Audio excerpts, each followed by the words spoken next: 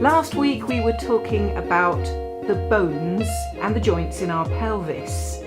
This week we're going to be looking at how the muscles, specifically the butt muscles, might be pulling the pelvis out of shape and tilting from one side to the other. And we'll also be looking at how that might be affecting the quadratus lumborum muscle in the back.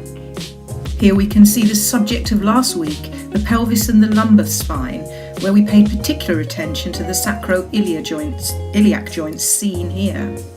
Now we're moving on to look at the muscles of the back. The trapezius we can see here, the latissimus dorsi and the gluteus maximus are the surface layers. But if we take these away, we can see the erectus spinae, and we can begin to see the gluteus medius sticking out and the QL muscle. And these are the subject of this week's classes. The origin of the QL muscle is the very top of the iliac crest. It also inserts at the 12th rib and on the processes of the lump spine, L1 to L4.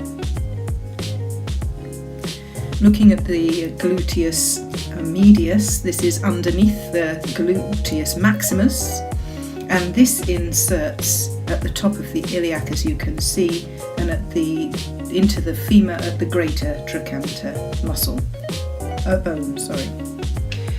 We'll start by looking at the gluteus medius muscle, which is responsible for adduction or taking the leg away and hip stabilisation when walking. You can feel it by looking for this knobbly part on your back as you bend forward and then sliding your hands outwards. And that's where the gluteus medius muscle is. It's often tightened and weakened by sitting a lot.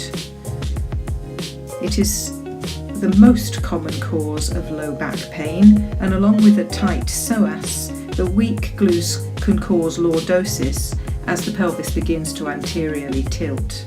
This is also associated with a turnout in the hips, knees and feet, and is quite often a cause of knee issues such as patellar tendonitis as the glute shuts down. Now we move on to look at the large QL muscle. The function of it is to support everything we do, including the anterior tilt of the pelvis, side bending and hip hiking.